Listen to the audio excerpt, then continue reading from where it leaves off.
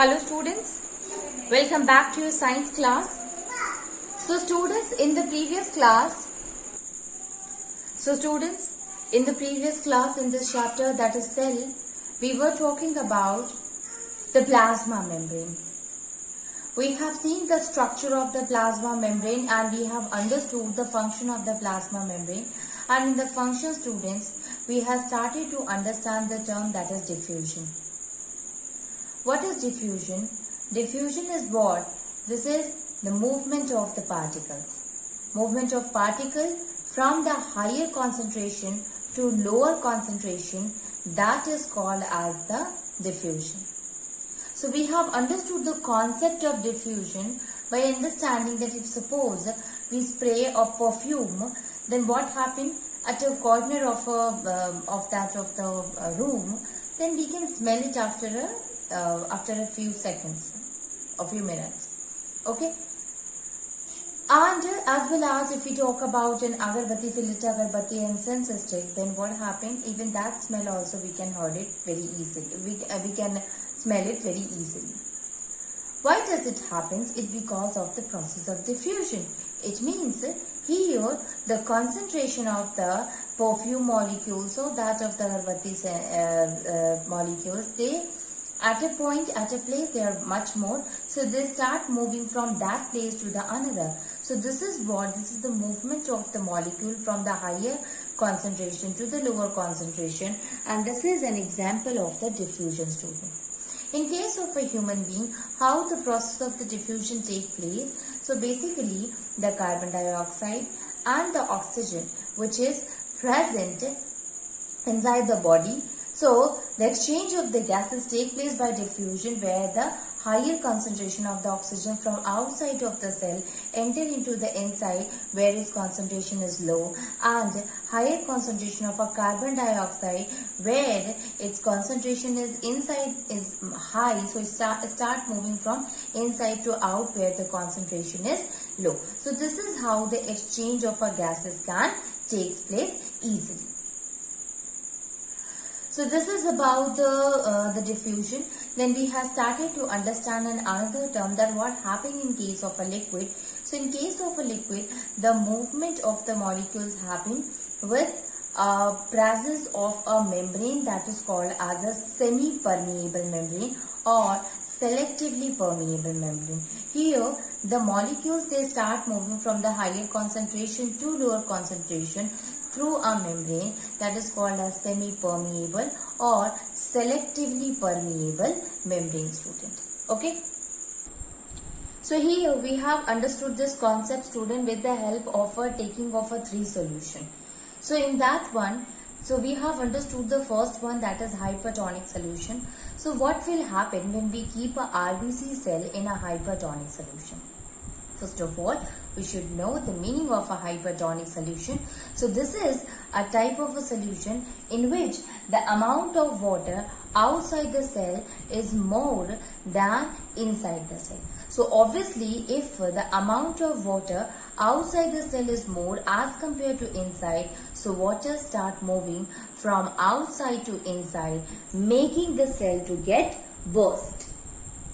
Okay, so this basically happen in case of the hypertonic solution. Okay, sorry, hypotonic solution. So when the water start moving from a higher concentration, that is from the outer to inside, that kind of a solution is a hypotonic solution. So here what we will find that the RBC, it swells up because water start moving from higher to the lower concentration, that is from outside to inside, and that is why it becomes swelled up and finally burst also. That's why we call this is hemolyzed. Let us see the second one. What happened in the second medium? So if the medium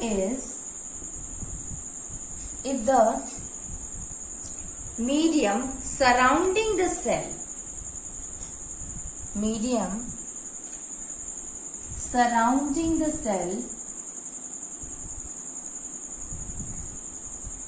if the medium surrounding the cell is of exactly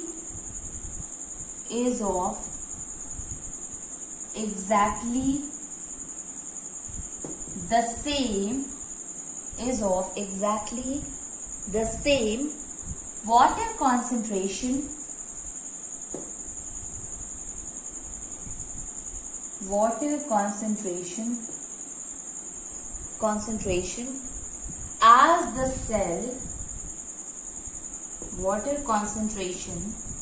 as the cell, there will be no net movement,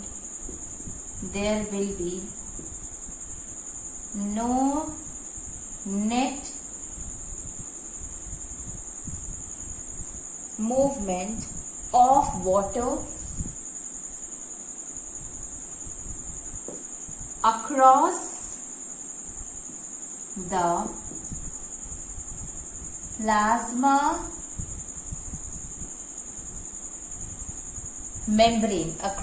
plasma membrane. Such solution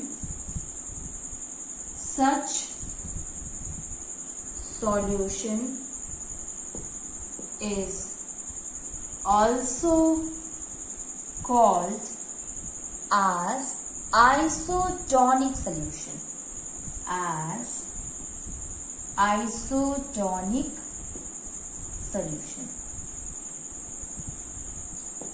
So, if the medium surrounding the cell is of exactly the same water concentration as the cell, there will be no net movement of water across the plasma, and such solution is called as isotonic solution.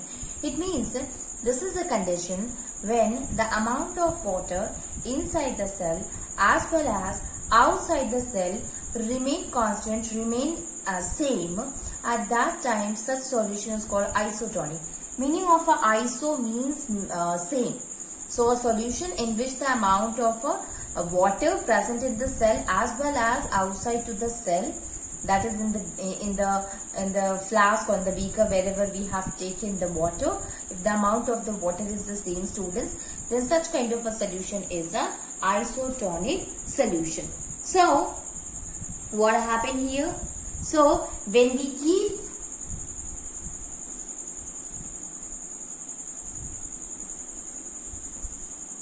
the cell, RBC cell, in isotonic solution,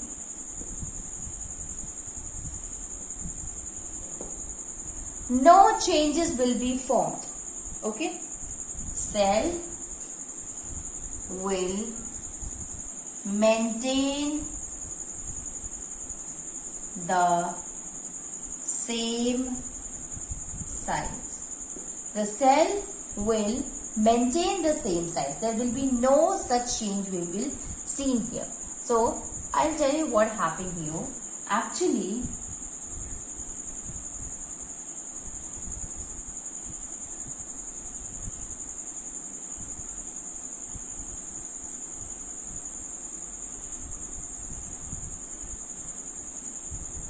so here, if suppose this is what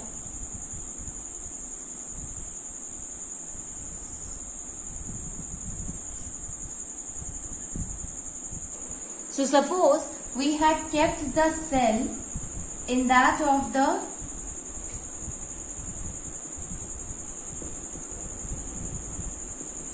solution where the amount of water which is present inside the cell is equals to the outside, the concentration is same. At that time what happened?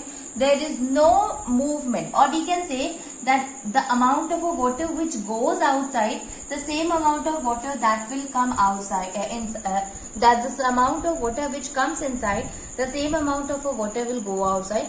Ultimately, this type of a solution we called it as a isotonic solution. Isotonic solution. Okay, this is called as isotonic solution. So this is the second case, that what happened when the medium is then the concentration of the solution is same as it is in the water, or the amount of water inside and outside the cell is same.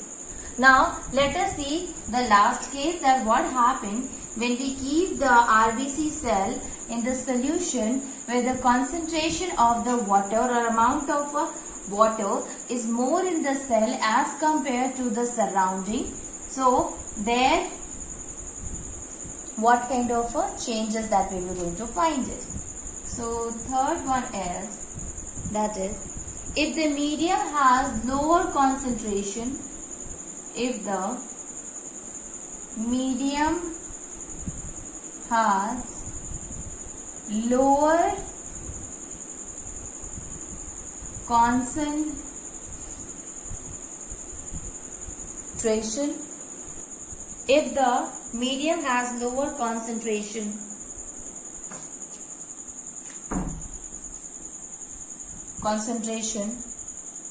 of water than the cell,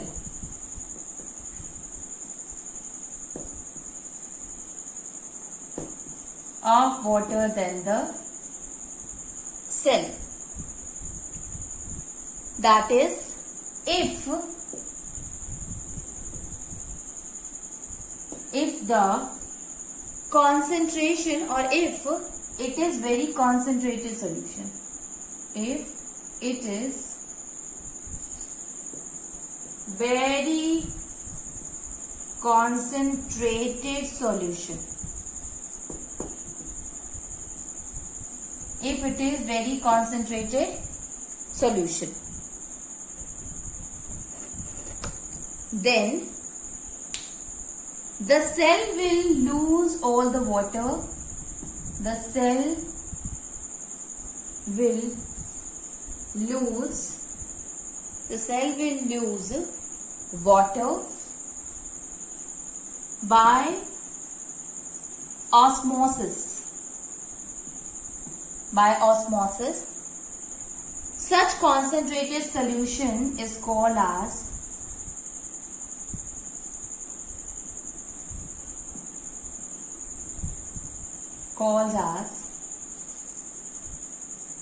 hypertonic solution. Hypertonic solution. What happened? At this time, students, in this case too, water moves across the semi-permeable membrane, but the cell loses water a lot and it shrinks. This situation we call it becomes plasmolysed. Okay, so water crosses the plasma membrane,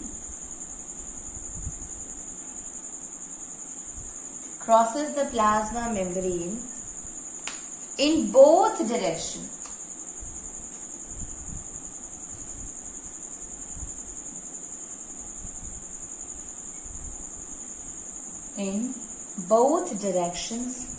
But this time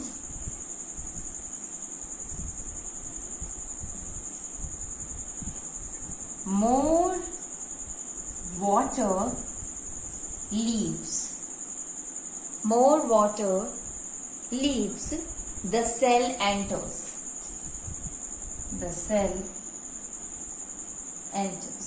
And the situation is called as plasmolysed.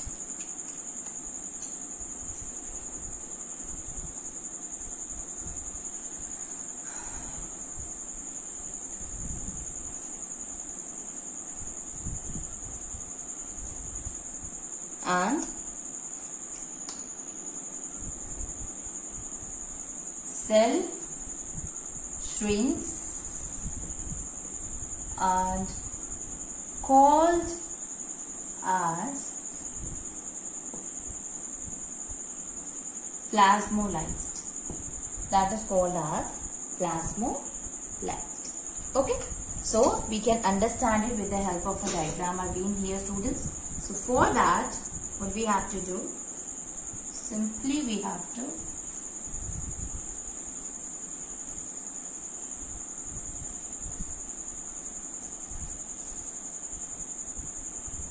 So here, if this is again student, where we will keep a cell.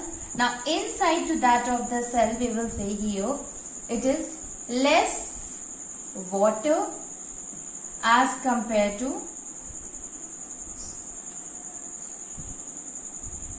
it is not less water, it is more water is there as compared to this side where less amount of water.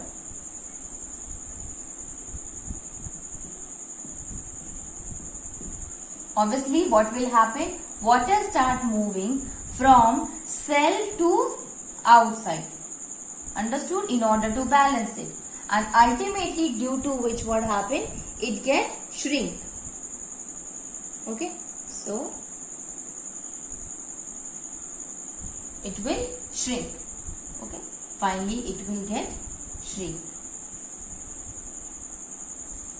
So, this helps us in telling that the cell will get plasmolite, it gets shrink. So we have understood such kind of a solution is called as hypertonic solution. So we have understood by this whole process of osmosis that what will happen when we keep the cell into different solution totally depend upon the amount of water which is present in it. If the amount of water is present more in cell than in water, then it will start moving from the cell to water and it will get plasmolite, it will get shrink. If the amount of water is more outside than that of the cell, then start moving from outside to inside. Ultimately, it will receive a lot of water and it will swell up and it will burst. And such kind of a condition is also called as hemolyzed. And such blood cells is also called as blood cells ghost. Okay, because they get dyed. Okay, so we will see only the dyed form or burst form of cells when we will keep it in a solution which is consisting of a more amount of water in it. More amount of water outside present in it. Okay, so this is a thing that we have understood regarding osmosis. Now, let us try to understand the concept of the diffusion and osmosis in order to understand the difference between them. And later on, we will try to understand the mediated transport and finally endo and exocytosis. So, diffusion and osmosis. Diffusion and osmosis. So, the first condition in case of a diffusion that it can occur in any medium. Occur in any medium. This is the first condition here. In case of osmosis, students, it can mainly occur in a liquid medium. Okay. So, occurs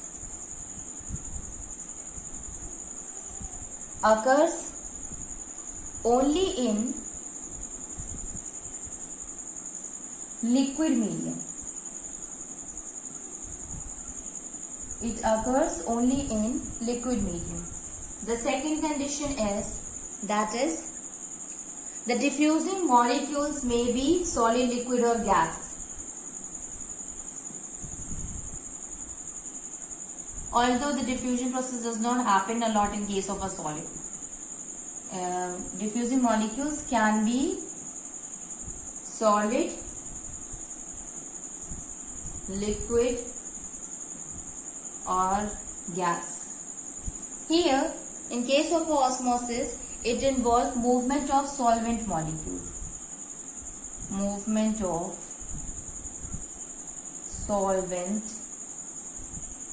molecules. Movement of solvent molecules. Third one is semi-permeable membrane is not required here.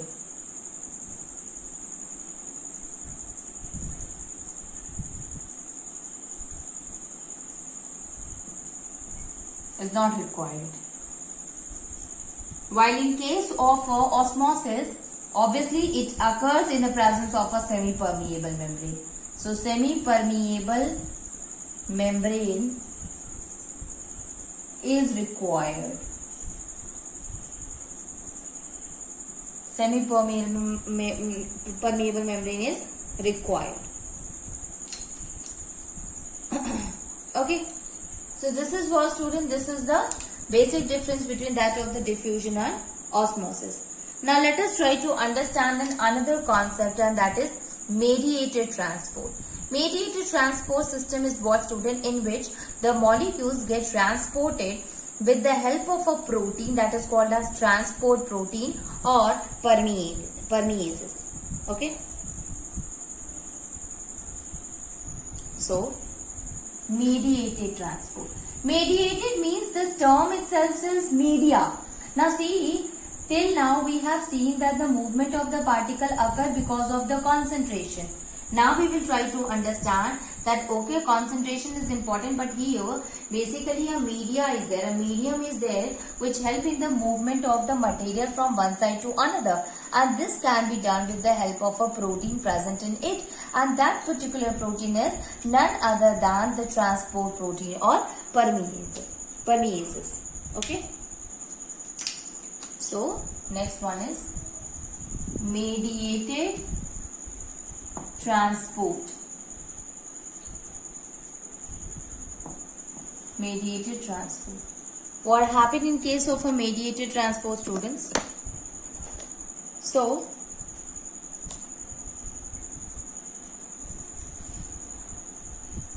it is important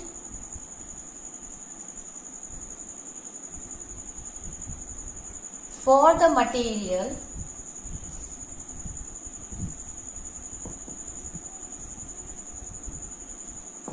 to enter or leave the cell. Enter or leave the cell. So, how? Nutrient should enter, waste material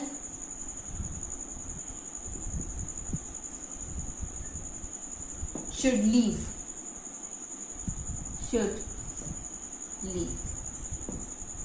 Should leave. Okay, and such molecule movement and such molecules are moved across the membrane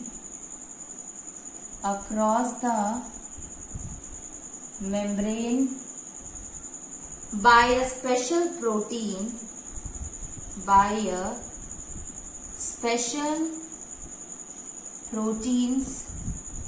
called transport protein.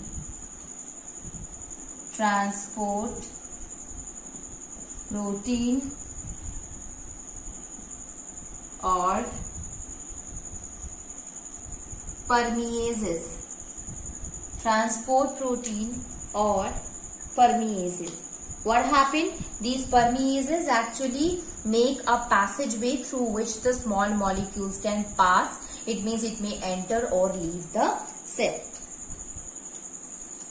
Now, what are the different types of the mediated transport? So, mediated, again I am telling you, it is a kind of a transport in which a media is required, and that media is actually the protein, which is a transport protein which help in the movement of the material from one side to the other side, student.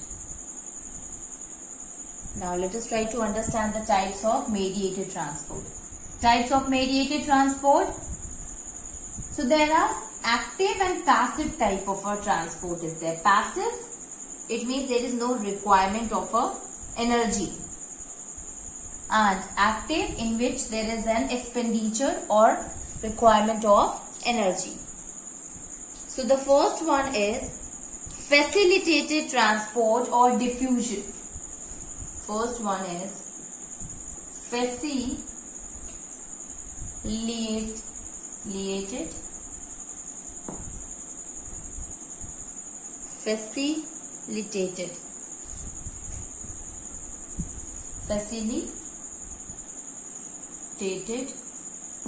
facilitated transport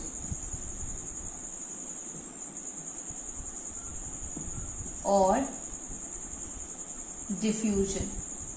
Facilitated transport or diffusion. What happened? Here we can write it that the permease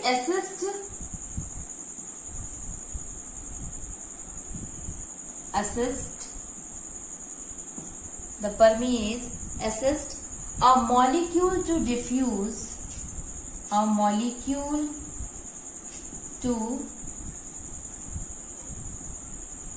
diffuse through the membrane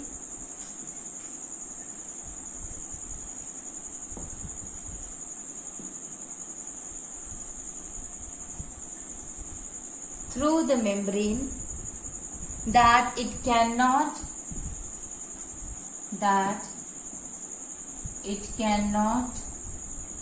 otherwise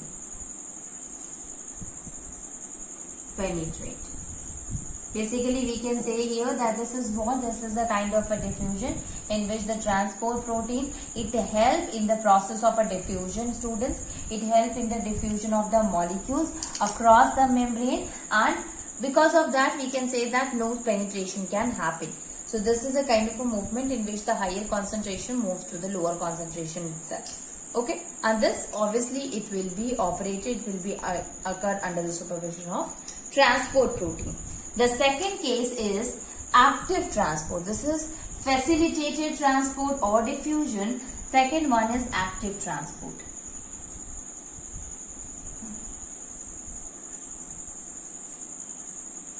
Active transport.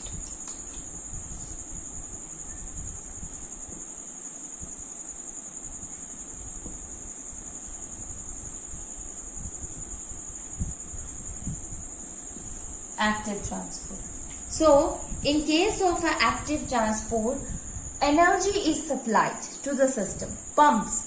You know that the proteins also act as a pump, because when we were talking about the proteins, the function of the protein in that phosphobilipid layer and that of the plasma membrane, so it also acts as a pump. So what is the difference here? We will say that transport protein is there, which used to bind with the things and make it to go to the enter into the cell, or it will help us to exit from the cell. Absolutely. But pump is what, student, in which the concentration gradient is there, means higher to lower concentration is there, but the movement is against the concentration gradient.